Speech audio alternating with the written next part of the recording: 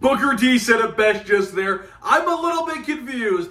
I don't really know what happened there. All I do know is that Carmelo Hayes picked up the win over Apollo Crews, swept him, got 2 falls. First fall by submission, second fall by pinfall, and it was a weird ending to the match. How the second fall came was Dabba-Kato came out. Dabba-Kato, the former Commander Aziz, came out and slid a chair in there, and it was weird. It was a weird sequence. Dabba-Kato slaps hands with Apollo Crews. We're like, hey, they're aligned. And then Carmelo Hayes got the win. And normally when somebody comes for the save, the person that they're saving gets the win, and you figure it's 2 out of 3 falls, so that would be a fall for Apollo Crews, right?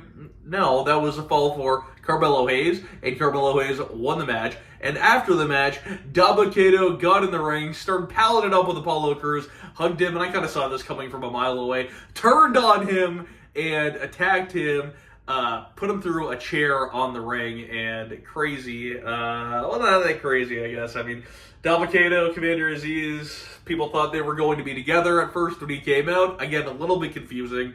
And they are going to be feuding, I guess, which makes sense because Apollo Crews could really help to elevate some guys that they are trying to push. Dabba-Kato is one of them. They've been trying to work with this guy for years now. Remember when he was on Raw Underground? That was like 3 years ago, man. That was the start of COVID. That's pretty crazy to think about, that this is still a project that they're trying to get off the ground. Who knows? Maybe Vince being back is why this guy's getting a push again. I think we'll probably see them face off at probably the WrestleMania NXT show, if I had to guess. I don't know, though, man. I could be completely wrong on that. Carmelo Hayes picks up the win. I expect him to go after the NXT title after this.